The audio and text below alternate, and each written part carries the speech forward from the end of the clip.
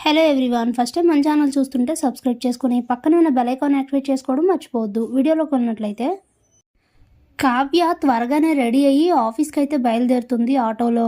అప్పుడే auto driver ఏం చెయ్యాలి సార్, లేట్గా తీసుకురమ్మన్నారు కదా అని అనుకుంటూ ఊరంతా తిప్పుతూ కావ్యనైతే తీసుకొని వెళ్తూ ఉంటాడు. ఇంతలోనే దుగ్గిరాల ఇంట్లో అందరూ కూడా చాలా టెన్షన్ పడుతూ ఉంటారు. ఎవరు గెలుస్తారు, ఏం జరుగుతుందోనని కంగారు పడుతూ ఉంటారు అందరూ.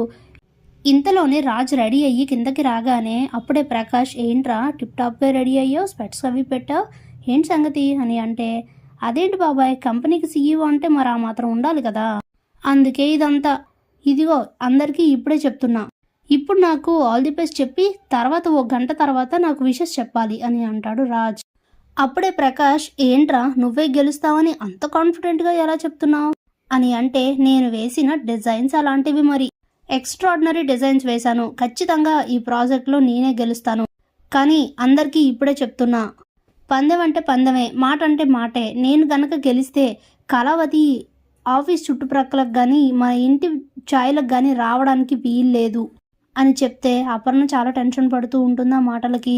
అప్పుడే రాజ్ అపర్ణ కాళ్ళకు దండం పెడితే, పిల్ల పాపలతో నిండు నూరేళ్ళు చల్లగా ఉండు నాన్న అని అంటుంది. అప్పుడే రాజ్, నీ దీవెన్ని తీసుకెళ్ళి ఫ్రిడ్జ్లో పెట్టుకో అని చెప్పేసి ఇక అక్కడి నుంచి అయితే వెళ్ళిపోతాడు.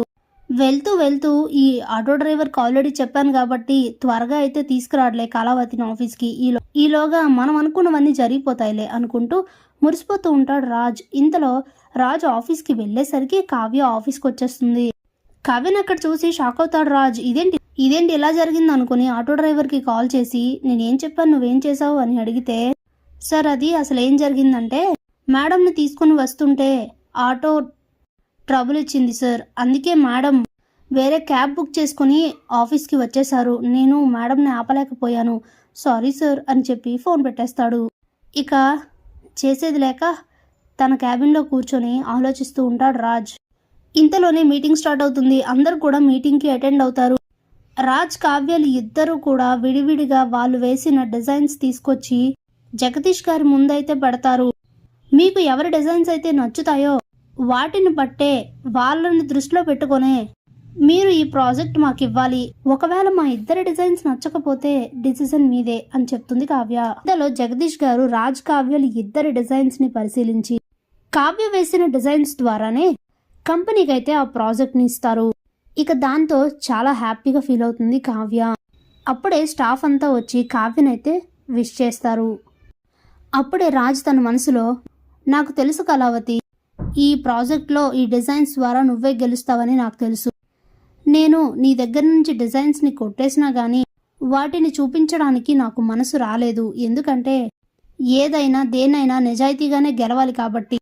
ఇప్పుడేంటి, నువ్వు గెలవడం వలన నాకు వచ్చిన నష్టం ఏంటి, నిన్ను ఇంటికి తీసుకొని వెళ్ళాలి అంతే కదా, తీసుకెళ్తాను, కానీ నా ప్లాన్లు నాకున్నాయి, తీసుకెళ్లిన కొద్ది రోజుల్లోనే నిన్ను ఏదో ఒక విధంగా మళ్ళీ బయటికి పంపించేస్తాను, అంతే తప్ప నీ డిజైన్స్ని కొట్టేసి అవి నా డిజైన్స్ అని చెప్పాలని నాకు అనిపించలేదు, దానికి నా మనస్సాక్షి ఒప్పుకోలేదు అని అనుకుంటూ ఉంటాడు రాజ్. ఇంతలోనే సీతారామయ్య రాజ్కి కాల్ చేసి, ఏం జరిగిందిరా అని అడిగితే, మీ మనోరాలే గెలిచింది తాతయ్య అని చెప్తాడు. ఆ ఫోన్ స్పీకర్లో ఉండడంతో ఆ మాట వినగానే అందరూ కూడా చాలా హ్యాపీగా ఫీల్ అవుతారు. రుద్రానికి చాలా పెద్ద షాక్ అయితే తగులుతుంది.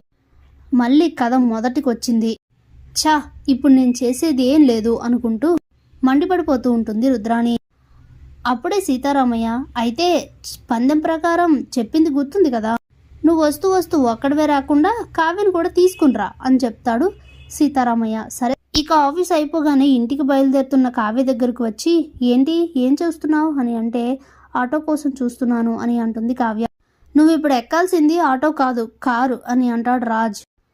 ఏంటి అని కావ్య అడిగితే, కొత్తగా అడుగుతావేంటి, ప్రాజెక్టులో నువ్వే గెలిచావు కాబట్టి నాతో పాటు ఇంటికి రావాలి కదా, ఏం చేస్తాం, ఇష్టం లేకపోయినా తప్పుతుందా, ఈ పందాన్ని అడ్డం పెట్టుకుని నాపై గెలిచావు కదా, సరేలే ఇప్పుడు ఎన్నో అనుకుని ఏం లాభం కానీ పద వెళ్దాం అని అంటే, నేను రానండి అని అంటుంది కావ్య.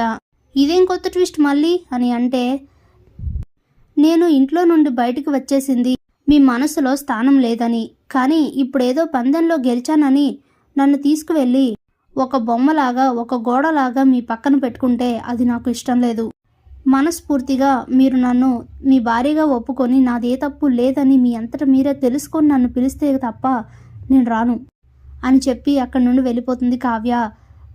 కావ్య అలా డెసిజన్ తీసుకున్నందుకు రాజ్ అయితే చాలా హ్యాపీగా ఫీల్ అవుతూ అక్కడి నుండి ఇంటికైతే వెళ్ళిపోతాడు. Thanks for watching.